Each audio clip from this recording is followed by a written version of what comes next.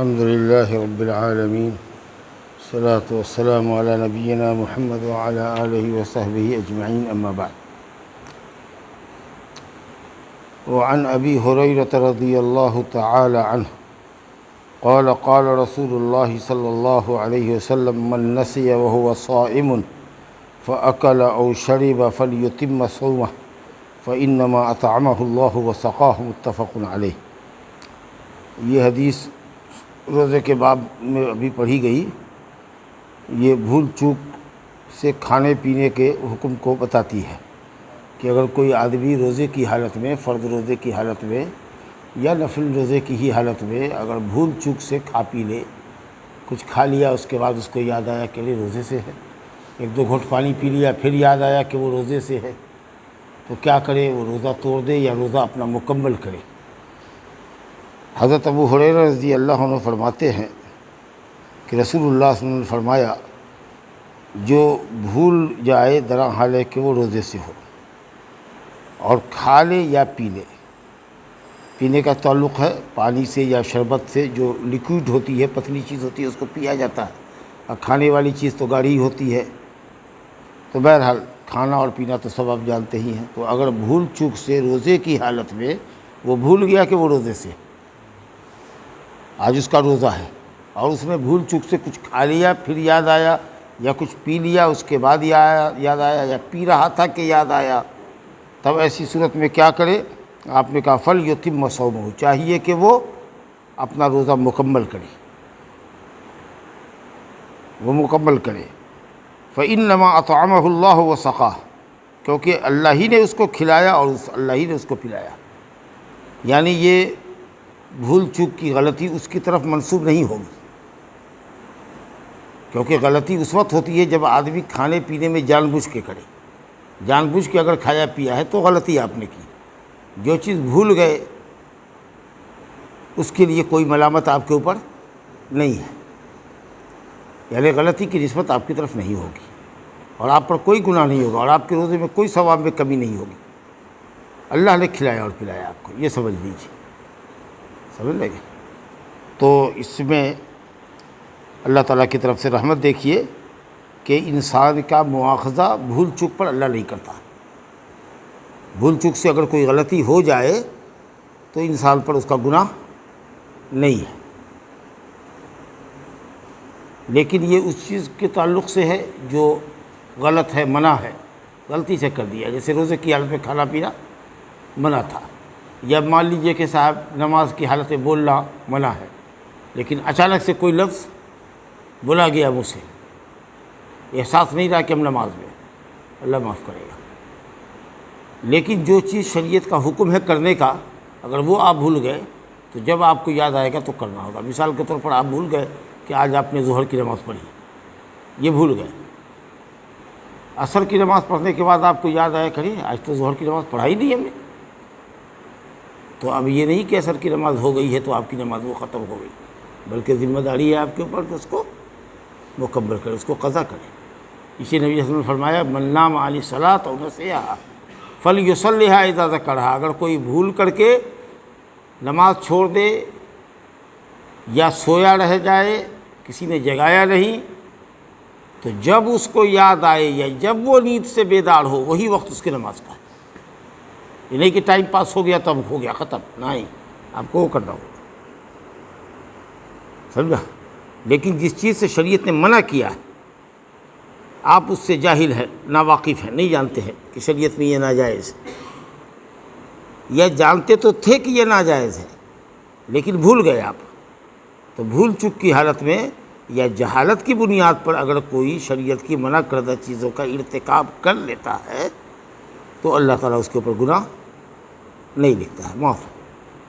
لیکن جو چیز کرنے کی ہے اگر وہ آپ بھول گئے تو جب آپ کو یاد آئے گا وہ کرنا ہوگا۔ نماز بھول گئے ہیں تو جب نماز یاد آئے گی آپ کو کرنا ہے، سوئے رہ گئے کسی نے نہیں جگایا تو جب آپ جگیے گا اسی وقت آپ کو نماز پڑھنا ہے۔ تو آپ نے سمجھ لیا کہ اگر کوئی شخص بھول کر کے کھائے یا پیے تو اپنا روزہ مکمل کرے۔ اب یہ نہیں کہ صاحب کھا ہی رہے، جیسے ہی کھانا آیا اگر حلق کے نیچے جا چکا ہے تب تو ٹھیک ہے، لیکن اگر منہ کے اندر لقمہ چبا رہے ہیں تو اسی وقت اگل دیجیے. پی رہے تھے جتنا پی لیا, جیسے ہی منہ میں گھونٹ پانی کا تھا کہ یاد آیا اس کو اگل دیجیے. آپ سمجھ رہے ہیں نا؟ تو روزہ آپ اپنا مکمل کیجیے, روزہ کو توڑنے کی ضرورت نہیں ہے, آپ کا روزہ ہو جائے گا. اب نفلی روزہ ہے تو آپ کا جی اگر چاہے تو آپ اس کے بعد بھی کھائیے, تو آپ روزہ توڑ سکتے ہیں, پھر اس کی قضا نہیں ہے آپ پر. لیکن چونکہ یہ رمضان کا روزہ ہے اس لیے آپ کو اگل دینا ہے اور اس روزے کو مکمل کرنا ہے. یعنی اگر یہ وہم آپ کے دل میں گزرتا ہے کہ ہم نے کھا پی لیا, اب میرا روزہ گیا, اب ہم کو مزید کھا لینا چاہیے, تو یہ وہم اپنے دل سے نکال دیے. جو کچھ آپ نے کھایا وہ اللہ تعالیٰ نے معاف کیا. بھول چوک پر انسان کا مواخذہ نہیں, یہ انسان کی فطرت میں ہے بھول چوک. حضرت آدم علیہ السلام سے بھول ہوئی, ان کی اولاد سے بھول ہو رہی ہے, سمجھا نا؟ تو بھول چوک جو ہے یہ انسان کی فطرت میں اللہ نے داخل کیا, جیسے اس پر انسان کا مواخذہ نہیں. تو وہ کھا لے پی لے اور اس کے بعد اس کو یاد آیا ہے فلیتم صومہ. اب چلیے ایک آدمی کھاتا پیتا کچھ آ رہا ہے, مان لیجئے کہ بازار میں آپ نے انگور خریدا اور اس کو لے لیا کسی تھیلی میں, اور ایک ایک کر کے کھاتے آ رہے ہیں, اور آپ کو یاد نہیں ہے کہ آپ روزے سے ہیں, رمضان کا دن ہے, کہیں سے خریدا اور کھاتے آ رہے ہیں, بھول گئے. اب کسی نے دیکھا تو کہا بھائی کیا کر رہے ہو تم, روزے سے نہیں ہو کیا؟ ارے ہاں روزے سے تو ہے, مگر اب ایک ٹھکانا انگور کا رہ گیا ہے اس میں. تو اب سوچا کہ سب تو کھائیے لیا ہے, اب ایک ٹھکا ہے کو ہے وہ کھا لے. تو اب یہ جو جان کے ایگو انگور کھایا آپ نے, اس نے آپ کے روزے کو باطل کر دیا. اب اس کی قضا آپ کو کرنی ہوگی. لیکن جب تک لا علمی میں بھول کے کھا رہے تھے, جیسے ہی کسی نے یاد دلایا تو اب وہ جو ایک دانہ رہ گیا تھا, تو یہ نہیں سمجھے کہ اب ایک دانہ رہ گیا, اس کو کہاں پھینکیں, کہاں گھر لے جائیں, چلو کھا لیں. نہیں, اس کو آپ کو نہیں کھانا ہے. اگر جان بوجھ کے کھائیے گا تو وہی ایک آپ کے روزے کو خراب کر دے گا اور قضا آپ پر واجب ہو جائے گی. حاکم میں روایت ہے, امام حاکم کی ایک کتاب ہے مستدرک, حدیث کی ایک کتاب ہے, اس میں ہے کہ من افطر فی رمضان ناسیا, اگر کسی نے رمضان کے اندر بھول کر کے افطار کر لیا یعنی کچھ کھا پی لیا, فلا قضاء علیہ ولا کفارہ, تو اس پر نہ قضا ہے نہ کوئی کفارہ ہے. آپ کا روزہ ہو گیا, اس کی دوسری دن قضا رمضان کے بعد نہیں کرنی ہے اور کفارہ بھی نہیں ہے. سمجھا کہ نہیں؟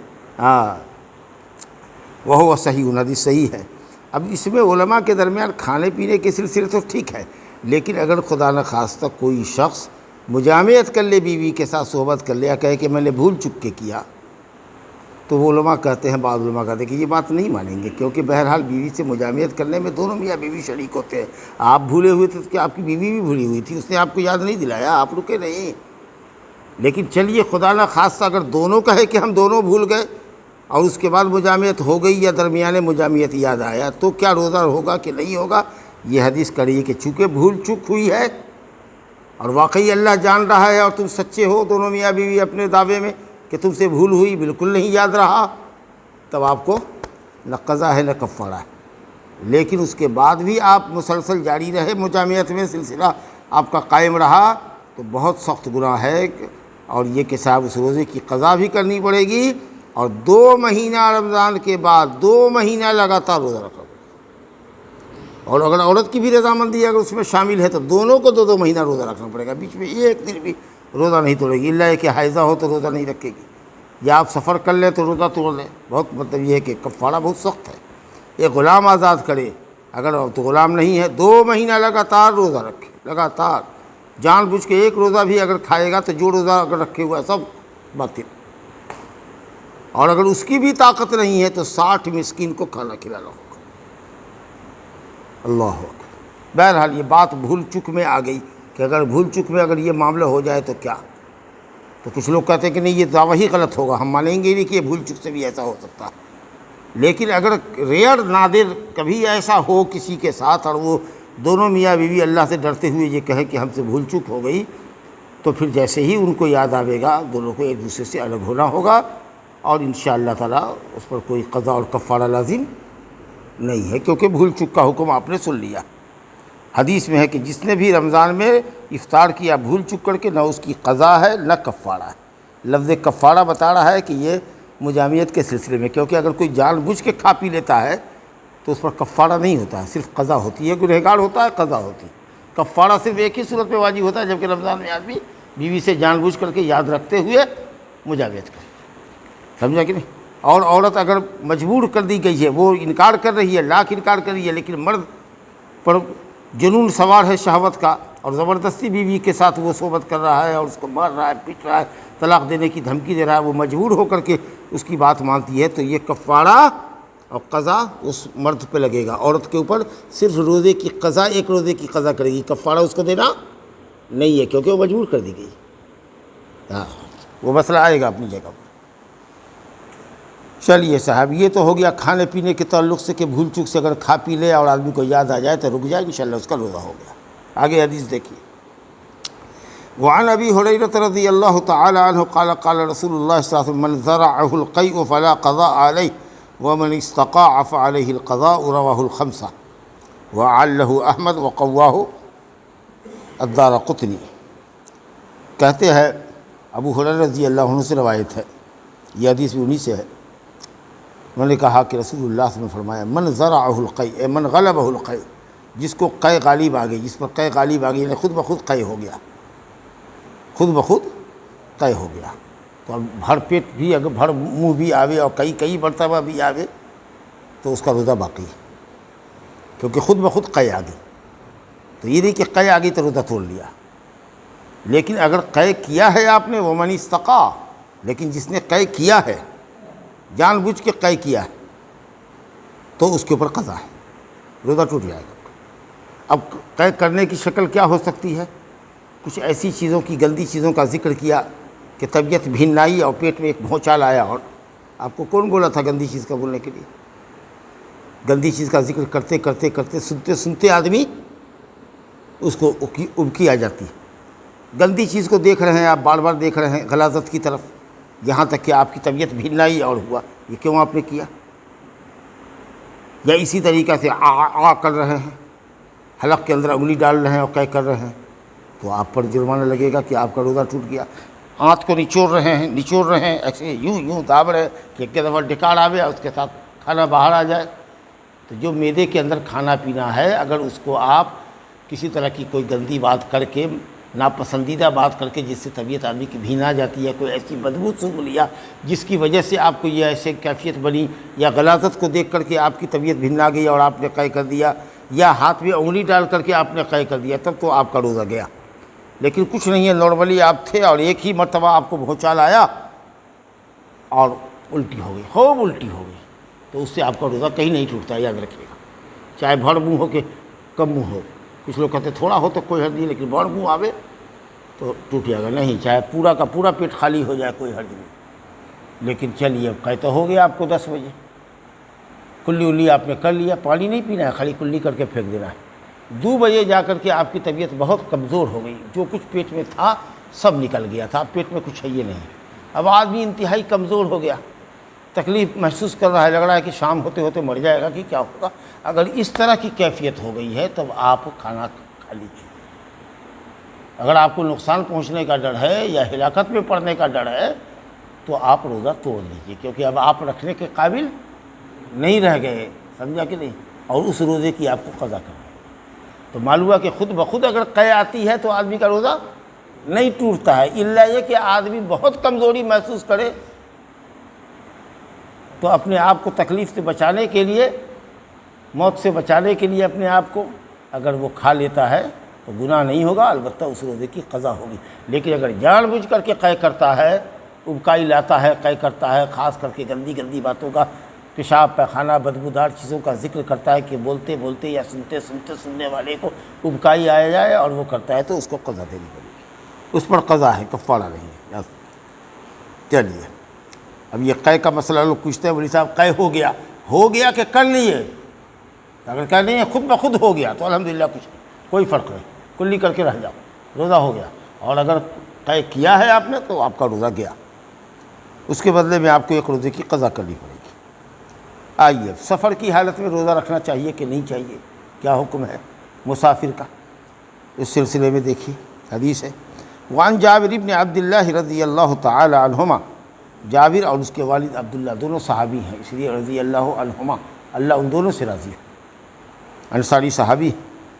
ان رسول اللہ صلی اللہ علیہ وسلم خرج عام الفتح الى مکہ فی رمضان فصام حتى بلغ قراع الغمیم فصام الناس ثم دعا بقدح من ماء فرفعه حتى نظر الناس إليه ثم شرب فقيل له بعد ذلك إن بعض الناس قد صام فقال أولئك العصاة أولئك العصاة. وفي لفظ فقيل له إن الناس قد شق عليهم الصيام وإنما ينتظرون فيما فعلت فدعا بقدح من ماء بعد العصر فشربه. رواہ مسلم.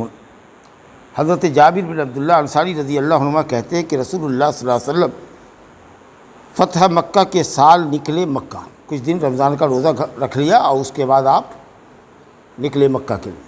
سمجھا کہ نہیں؟ 17 تاریخ کو مکہ فتح ہوا ہے، 17 رمضان کو. 8 دن کا سفر ہوتا ہے اونٹ سے مدینہ سے مکہ. سمجھا کہ نہیں؟ تو نکلے آپ، کچھ دن روزہ رکھا اور اس کے بعد مکہ نکلے مشرکین سے قتال کرنے کے لیے. اس کی وجہ تھی کہ جو اس سے قبل سن 6 ہجری میں جو معاہدہ ہوا تھا حدیبیہ کے مقام پر، اس میں جو ایگریمنٹ تھا اس ایگریمنٹ کے خلاف مکہ والوں نے کیا تھا. سمجھا نا؟ مکے والوں نے اپنے دوستوں کا تعاون کیا تھا نبی صلی اللہ علیہ وسلم کے دوستوں کے خلاف. حلیف اس کو کہتے ہیں، حلیف. اب ہماری آپ سے دوستی ہے، معاہدہ ہے ہمارا کہ ہم تمہارا تعاون کریں گے، تم ہمارا تعاون کرو گے، اور ان کا بھی کوئی ہے. تو انہوں نے اپنے دوست کی مدد کی ہمارے دوست کے خلاف، تو گویا کہ ہمارے خلاف کیا. تو یہ جو غلطی کی انہوں نے کہ مشرکین نے اپنے حلفاء کی، اپنے دوستوں کی مدد کی محمد صلی اللہ علیہ وسلم کے حلیفوں کے خلاف، تو آپ نے ان کو سبق سکھانے کے لیے مکے پر چڑھائی کی اور 10,000 کا لشکر جرار لے کر کے آپ مکہ پہنچے. عمرے کی نیت نہیں تھی آپ کی، کیونکہ جنگی ہتھیار پہن کے جا رہے تھے. خیر جب چلے مکہ، رمضان کا مہینہ تھا، فصام، آپ نے روزہ رکھے ہوئے تھے، سفر پہ چل رہے تھے، روزہ رکھے ہوئے تھے. حتیٰ بلغ قراء الغمیم، ایک جگہ ہے مقام عصفان کے پاس قراء الغمیم میں. جب قراء الغمیم میں پہنچے، ایک جگہ کا نام ہے مکہ مدینہ کے راستے میں، فصام الناس، تو لوگ بھی روزے سے تھے. آپ کا دیکھا دیکھی کہ آپ روزہ رکھ رہے ہیں اور ہم لوگ آپ کے ساتھ چل رہے ہیں، تو لوگ بھی روزے سے تھے. اکثریت لوگوں کی تھی روزے سے.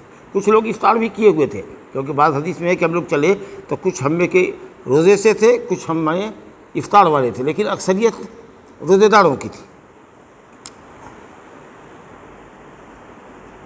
ثم دعا بقدح من ماء، آگے کی واقعہ ہے.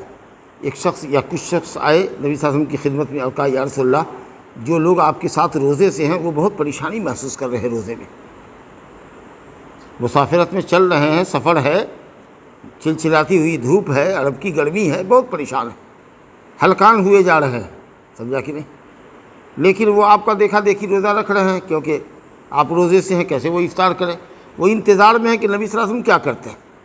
تو دیکھیے رحمۃ اللہ علیہ صلی اللہ علیہ وسلم کو آپ کو روزہ توڑنے کی ضرورت نہیں تھی، لیکن آپ نے اپنی امت کے روزے داروں کی مشقت کی جو بات سنی، تو آپ نے کہا کہ ٹھیک ہے، ایک پیالہ لے آؤ پانی کا.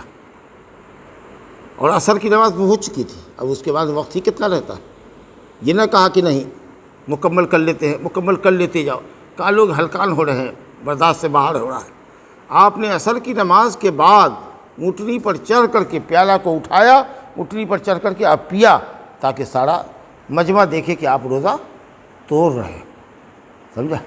اس طریقے سے لوگوں نے بھی اپنا روزہ اس وقت توڑ لیا. سمجھا؟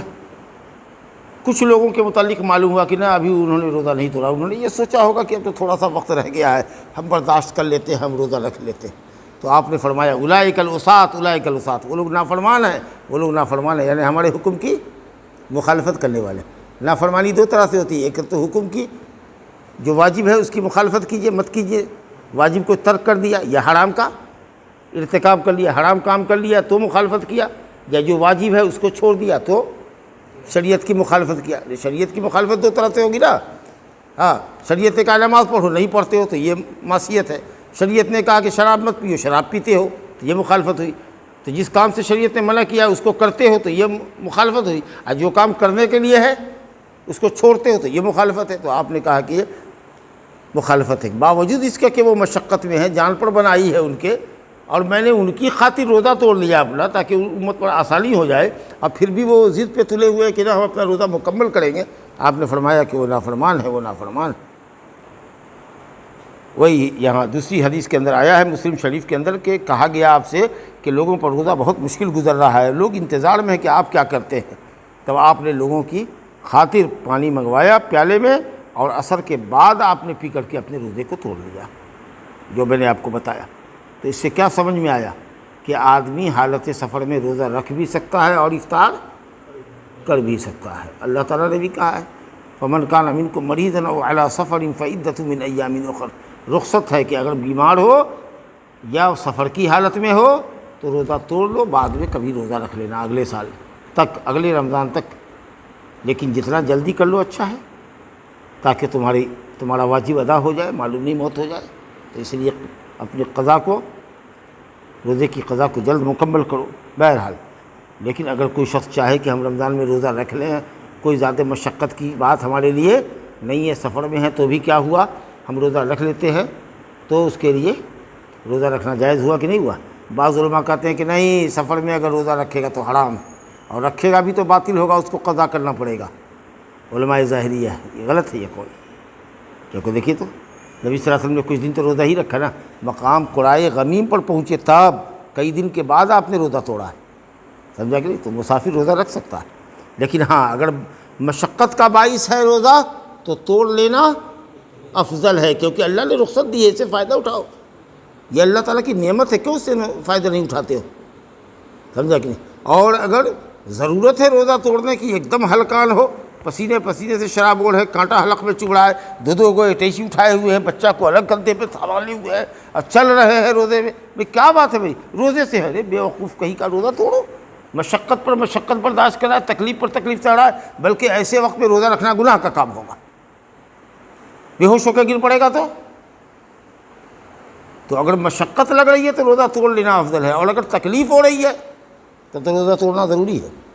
لیکن اگر آپ نارمل ہے، سفر کے اندر بھی بہت سارے لوگ ہیں اے سی میں سفر کرتے ہیں، ہوائی جہاز میں سفر کرتے ہیں، سمجھا کہ نہیں، آرام دہ ان کا سفر ہے، تو کیا کرنا چاہیے؟ روزہ رکھ لینا افضل ہے کہ توڑ لینا افضل ہے؟ امام شافعی رحمۃ اللہ علیہ کہتے ہیں کہ روزہ رکھ لینا افضل ہے۔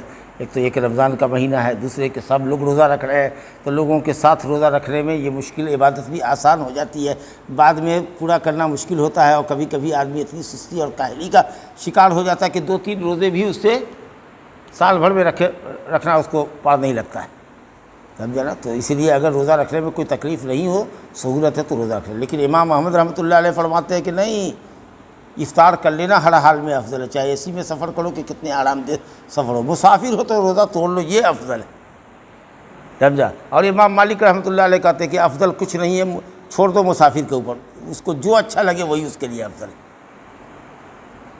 لیکن بہتر یہ ہے انشاءاللہ کہ روزہ رکھ لینا، اگر تکلیف نہ ہو، مشقت نہ ہو تو روزہ رکھ لینا افضل ہے، تاکہ اس مہینے کی برکت بھی مل جائے، اور دوسرے یہ ہے کہ صاحب آپ کا ذمہ بھی بڑی ہو جائے، روزہ فرض آپ کا ادا ہو جائے، بعد میں پریشانی ہوتی ہے اور سستی کاہلی کا آدمی شکار ہوتا ہے۔ لیکن اگر یاد رکھیے گا، اگر سفر میں مشقت ہو رہی ہے آپ کو، اور اگر مشقت تکلیف کی حد تک بڑھ جاتی ہے آپ کو، تب تو روزہ رکھنا آپ کے لیے مکروہ یا حرام ہو جائے گا۔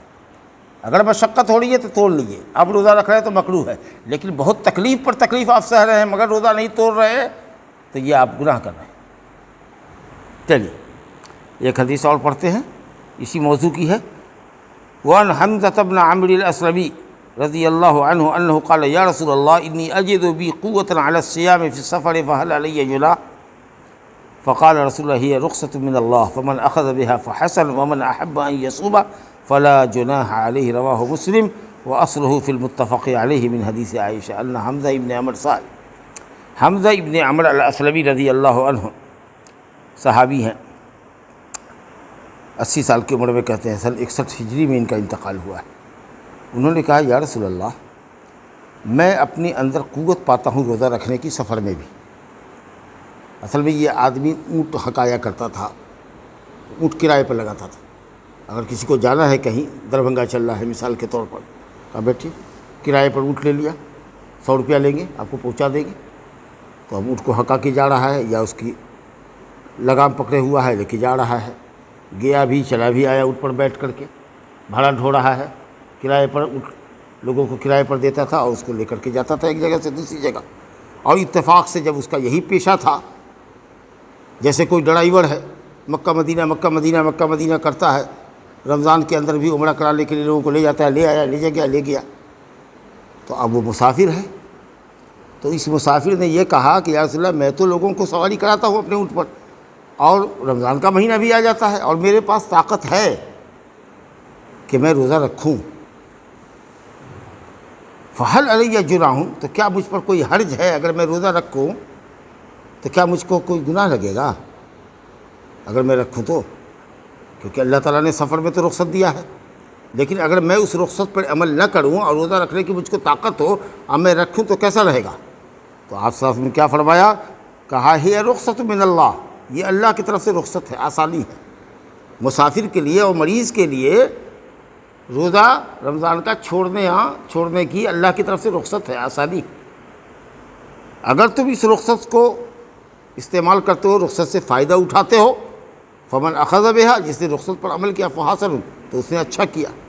ومن احب ان یصوم، اور جو یہ پسند کرتا ہے کہ وہ روزے سے رہے سفر کی حالت میں بھی، فلا جناح علیہ، تو اس پر کوئی حرج نہیں ہے۔ گویا نبی صلی اللہ علیہ وسلم نے حرج کی نفی کی، گویا کہ آپ رکھ بھی سکتے ہیں اور نہیں بھی رکھ سکتے، جیسا آپ چاہیے۔ بہرحال یہ حدیث ان لوگوں پر تو رد کرتی ہے جو یہ کہتے ہیں کہ سفر کی حالت میں روزہ رکھنا حرام ہے اور روزہ رکھے گا تو روزہ ہی نہیں ہوگا، اس کے خلاف ہے یہ حدیث۔ اب صرف اختلاف اس دو مسئلے میں ہے کہ مسافر کے لیے روزہ توڑنا افضل ہے کہ روزہ رکھنا افضل ہے۔ جیسا ابھی آپ نے سنا تو امام شافعی کہتے ہیں روزہ رکھنا افضل ہے اگر مشقت نہ ہو تو، اور امام احمد بن حنبل رحمۃ اللہ علیہ کہتے ہیں کہ ہر حال میں روزہ توڑنا افضل ہے۔ تو ہو سکتا ہے کہ کچھ لوگ یہ کہیں کہ نبی صاحب نے فرمایا کہ جو رخصت پر عمل کرے اس نے اچھا کام کیا، گویا رخصت پر عمل کرنے کو، روزہ توڑنے کو نبی صلی اللہ علیہ وسلم نے اچھا کہا، اور روزہ رکھنے کو کہا کوئی حرج نہیں ہے، روزہ رکھ بھی سکتے ہو۔ تو اس سے ہو سکتا ہے کہ روزہ توڑنا افضل مانا جائے، لیکن یہ بھی کہا جا سکتا ہے کہ دونوں پہلو آپ نے بتایا، چاہو تو ایسا کر لو یہ اچھا، یا چاہو تو یہ کر لو۔ بہرحال افضلیت کا جھگڑا ہے کہ افضل روزہ رکھنا ہے کہ روزہ توڑنا ہے، لیکن بہتر بات آپ نے سن لیا کہ انشاءاللہ اگر روزہ رکھنے میں کوئی مشقت نہیں ہے آپ کو تو روزہ رکھ لیجیے، اگر مشقت ہے تو روزہ رکھنا مکروہ ہے، اگر تکلیف ہے روزہ رکھنے سے تب روزہ رکھنا آپ کے لیے گناہ کا باعث ہوگا۔ تو یہ مسافر اور بیمار کا حال ہے، وہی بیمار کا حال ہے، اگر آپ روزہ رکھ لیتے ہیں تو پریشانی ہے، نہیں ہو رہی ہے تو روزہ پورا کیجیے۔ سر میں درد ہو رہا ہے، ہلکا بخار ہے، برداشت کرتے، لیکن اگر آپ بخار میں ہیں، سر میں درد ہے، دانت میں درد ہے، آنکھ میں درد ہے، تکلیف ہے، اور آپ چاہتے ہیں دوا لینا، کچھ کھانا پینا، تو آپ بیمار ہیں۔ اب اس کے لیے یہ نہیں کہ بیماری ایسی ہو کہ بیماری بڑھ جانے کا خطرہ ہو، مر جانے کا خطرہ ہو۔ اگر بیمار ہیں اور آپ توڑ لینا مناسب سمجھتے ہیں تو توڑ لیجیے، اگر مکمل کر لینا میں بہتر سمجھتے ہیں تو مکمل کر لیجیے، لیکن یاد رکھیے اگر کوئی چیز مشقت کا ذریعہ بن جائے، بیماری کے بڑھ جانے کا ذریعہ بن جائے، تب ایسی صورت میں روزہ ہر حال میں آپ کو توڑنا افضل ہے۔ ھذا وباللہ التوفیق، وصلی اللہ علی نبینا محمد وآلہ وسلم۔